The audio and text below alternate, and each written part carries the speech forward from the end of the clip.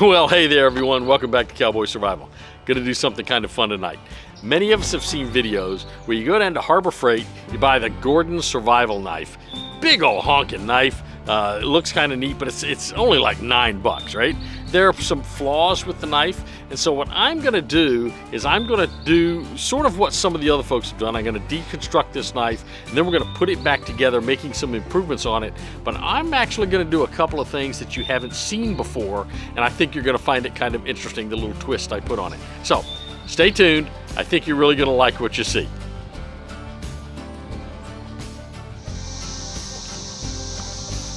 So what we're going to do is we're going to take this knife out of the package and take a look at the knife itself before we actually do the modifications on it. So it comes in this nice package, hangs on a hook. It's long, it's got an 8-inch blade. Now I've already cut the plastic open so it'll make it easier to get out. So we'll take these things out of the package. You got the knife itself, you're going to have a sheath that comes with it, and then you're going to have this thing they call a survival kit. So let's talk about the survival kit first. This survival kit is next to useless. It's got 4 matches, a striker, some fishing line wrapped around a fishing hook, and a very small sewing kit. The sewing kit might be something useful, but the rest of this is not very useful at all.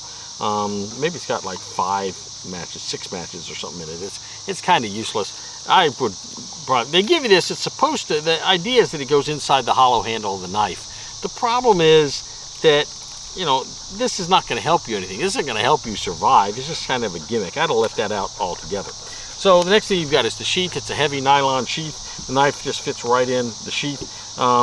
This can fit on your belt. It's got a little loop right here. It can fit on your belt. It's not going to be tight on your belt. It's going to jump up and down. It doesn't have anything to attach to your thigh. And by the way, this little strap right here is next to useless when you put it around the knife. So I would use this to store the knife in, but I don't think I'd be carrying this on me. Yep. Now, the knife itself is a cast aluminum handle. I think it's aluminum.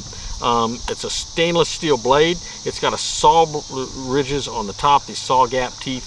They're kind of sharp, I guess. And you can cut small things with them, but I don't think I'd be wanting to try to cut a lot because it's very short, only about 3 inches, maybe 4 inches there. Not very useful for cutting, I don't think. It does come with a little thing on the end, tip protector, to protect the tip of the knife.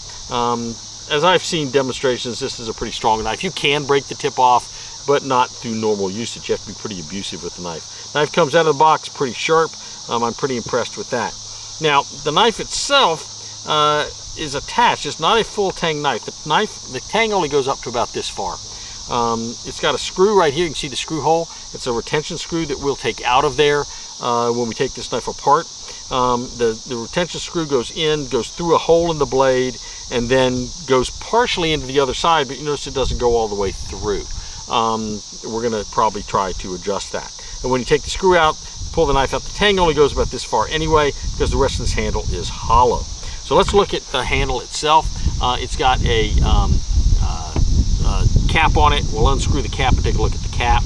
I would probably try to replace that line that's at the top. I don't think it's very useful. You're supposed to wrap that around your wrist, and it's supposed to keep the knife from sliding down onto your hand, I guess. You can see the knife is hollow in there, so you can put stuff down in there if you need to.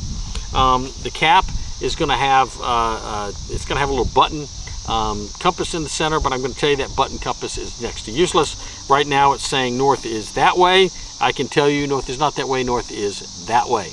So this thing doesn't keep, and I can make it point north, but the compass itself doesn't spin the way it's supposed to. So the compass is kind of useless. I'd probably pry that out of there or just leave it. It's kind of useless. It does have an O-ring around it to try to seal moisture from coming in the top. The problem is the knife blade goes in here, and moisture can get in there. That's not watertight.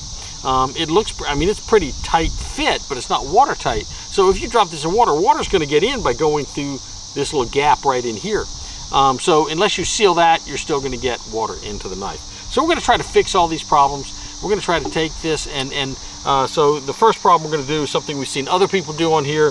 We're going to take that set screw out, take the blade out.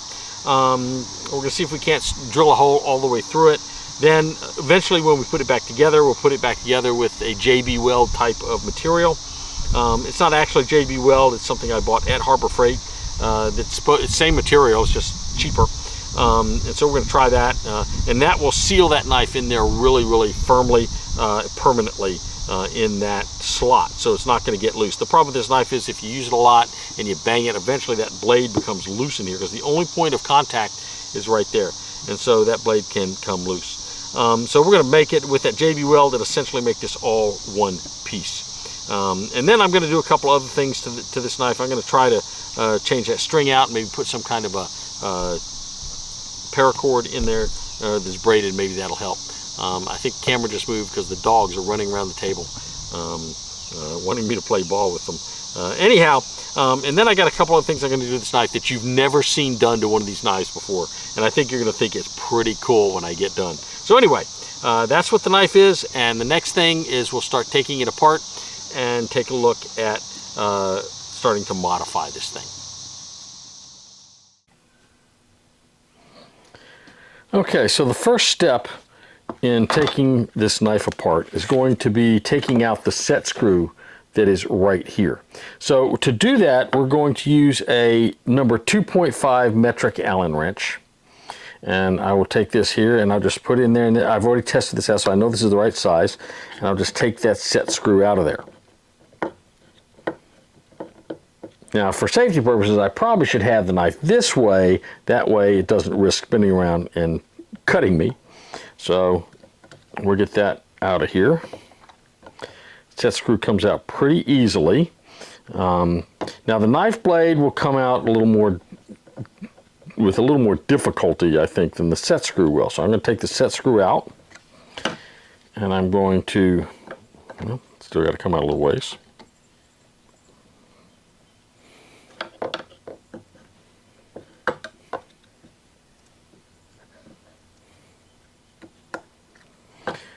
So there's the set screw, and you can see what it looks like. It's got a little point on the end, and it just screws in. It doesn't go all the way through the blade. It goes through the blade, and then there's a little place on the other side of the blade for the set screw, the point to sit, but that's done. So the next step, I'm going to set this over here, get this to the side. The next step is going to be getting the blade and the handle apart. So this is going to be a little more difficult to do than taking out the set screw. So the first thing I'm going to do is loosen my clamp. And then what I'm going to do is I'm going to clamp this knife down to this workbench.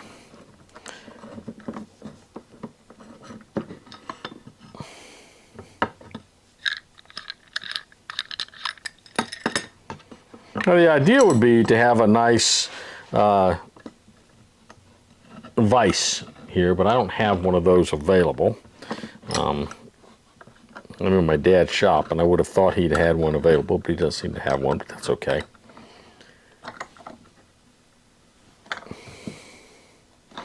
So I'm not going to use first of all, I'm going to put my gloves on, because for safety, I want to protect my hands in case I should, miss and cut myself with that blade, because the blade is sharp.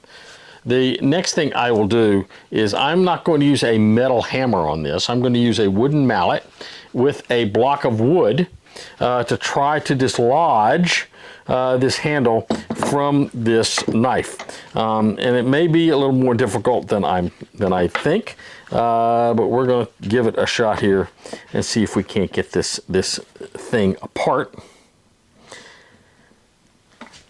So it doesn't just come right out. It's in there pretty solid. It's a pretty solid item. So we're going to just tap this and start seeing if I can move this blade a little bit. Oh, it comes right off. Look at that. Just a little bit of tapping, and that comes right off of there.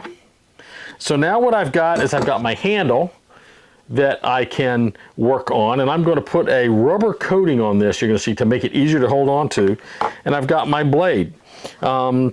What I'm not going to do is what some people have done, where they've drilled a hole all the way through and put a steel pin. I'm not going to do that. I'm going to still use the JB Weld product, though it's actually not JB Weld. I'm going to be using a different product. I'm going to be using that, but in addition, I'm going to be just putting the JB Weld in the slot here, and then also in that hole, and that alone should be enough. Now I want to show you one other thing about the base of this blade that you need to be careful of when you take it out, and nobody else I've seen has shown this. It's got a little piece of metal right there. I don't know if you can see that, but that was right on the end of this tang. Okay, that creates the tension that's on this. When I put this back on here, it's going to create the tension that's necessary to seat that thing nice and solid in there. Okay, because if I don't put this in there, the blade's just going to go in and out really easily, like that. You can see how easy that goes in and out. But this, putting this around this right here, will make that a little bit tighter. And so I'll probably put a little bit of glue or something just to hold it on there while I put this back on. But you want to make sure when you take the handle off that you don't lose this little piece. Okay, it actually looks like a little piece of plastic or something. It's just a little spacer that they've put inside. See, I'll put it in my hand here so you can see it. It's just a little spacer they put around the end of the tang of that blade to create a little bit of pressure and a little bit of tension when they put that thing in there, so it doesn't just slide in and out really easily. So there you go. That's what we've got. Hopefully that'll help you. And next step we're going to do is we're going to start working on etching the blade. So I've seen a lot of people do a lot of different things with the handles. I've seen them put leather on there. I've seen them put tape on there. I'm going to do something different to give that handle a nice, good rubbery grip. I'm going to use this Flex Seal rubber spray. It's a liquid rubber sealant, and I've masked off the handle, both on the end where the thing would screw on. I've also maxed off this end of it. Just kind of think it would look cool to leave that silver. So I'm going to stand it up, and what I'm going to do is I'm going to take this and I'm going to spray this thing. I'm going to try to get it sprayed evenly all around with a light coating of this rubber spray. And this should give it a nice rubbery feel instead of that metal feel. So we're just going to start just... See, it covers pretty fast. I'm just going to turn it. We'll do this side.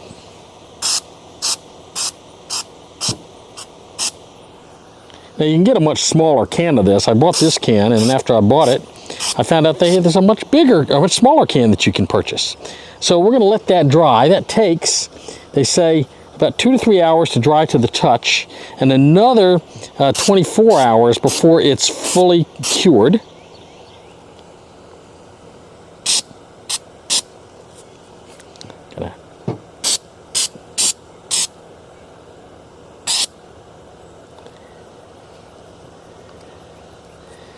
Another spot down there missed.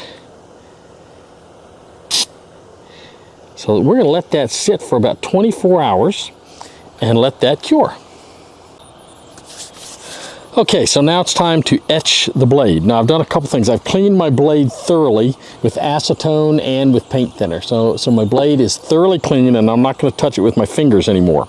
Then what I'm going to do next, I've got 3 fluids here. This is just plain water that I'm going to use to clean the scale off and to clean this thing as I'm working on it. This is a thing of water and baking soda that I'll put the blade in once I finish etching it. Put the blade in there in order to counteract the acid. The base in the baking soda will counteract the acid and will stop that from etching any further. So we're going to start with this nice, pretty blade that you see here, nice, pretty, and silver. Now I'll have to, when I get done, I'll have to regrind this blade and put a new edge on it, but that's okay. So I'm just going to take this down. I don't normally, you'd put some kind of a hook in here and to drop it down into the acid, but honestly I don't have to do that because this thing is not going to fit all the way in there like that. So I can use it with my fingers. So I'm going to put that down in that acid and let that acid start to work on that blade. And we're going to leave it for a few seconds, and hopefully what will happen is as we do this, we're going to end up with a nice etched colored blade. We'll leave it for a little while, then we'll pull it out and take a look at it. I'll use these little pads here and the water to clean off the scale, and then I'll put it back in to etch it some more. So if we want to see already, we can already see it's starting to work a little bit, not a lot, but we're going to let that sit in there a while, and I'm going to add a little bit more, add the rest of this acid to that because I've got room. Now I've got this in a glass jar. You don't ever want to put this, of course, in a metal container, because in a metal container it will eat through the metal container, and you don't want to do that. So we're going to just let this etch for a while, let the acid do its job, and then we'll pull it out and we'll work on it. Okay, it's been about 15 minutes. I decided to leave it in there, get it really dark just for fun. And look at that. Oh my goodness, look at that. That's gonna be gorgeous. So now what I'm gonna do, I'm gonna put my gloves on, because I don't want to get this acid on my hands. So you can leave it, some people say to leave it for, 30 seconds or 5-10 minutes. I left mine a little longer. It looked like it was taking a little hard for this to get done. So what I'm gonna do next is I'm gonna take this out of this acid bath. I'm gonna put it in this water bath here, and I'm going to wash off some of the scale, at least as much as I can. You can see how I get that on that cotton round. It's coming off of there, catching on the little saw teeth there.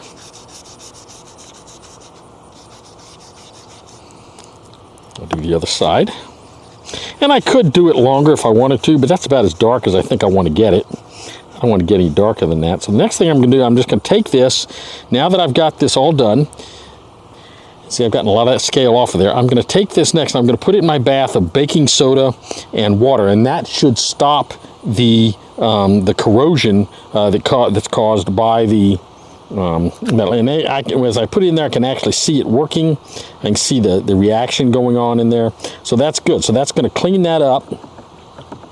And I'm going to have a nice dark blade on that. I'm going to leave that in there for a few minutes.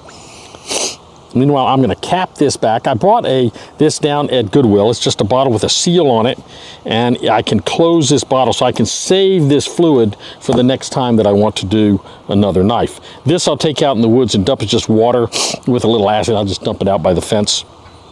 And then this I'll let soak for a few minutes so I can make sure that that acid is all good and neutralized. This is going to look really, really nice when I put it back together. So, I've etched the blade. I've sprayed the handle. The last step will be to put this together and to add some JB Weld to it to make it a permanent fix. Well, there you have it. Our knife project is finally done, and I think you're really going to like the results. So here it is, the Harbor Freight survival knife. We started with a silver blade, silver handle, aluminum handle, and we did some things to it. First, we took it apart by removing that set screw with a 2.5 Allen wrench. Then I took some rubberized spray and I sprayed the handle. I masked everything off because I wanted this to remain silver and I wanted the pommel to remain silver. But I masked that off and I put that spray on there, and it's really nice. It maintained all the original texture and lines of the original handle, but now it's rubberized. It's not going to spin in my hands. It's not going to slip in my hands. It's going to stay nice and grippy even when it's wet. Now, the blade, we etched the blade in Ferrous Chloride, if you remember, and it turned out, I think, really, really nice. So for the JB Weld, what I did is I unscrewed this. I mixed up a whole big batch of JB Weld. I took a syringe and I squirted it down in there. I didn't show that because you can't see it squirting in anyway. So I scraped it, and that's in there really nice and permanent now. So I just put that back on. I've got the hollow handle. I can put stuff in it if I need to. And there you have it. A hack of the Harbor Freight survival knife like you have never seen before.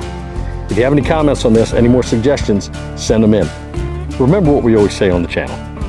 Stay strong, stay prepared, have a blessed day. We'll see you real soon on Cowboy Survival.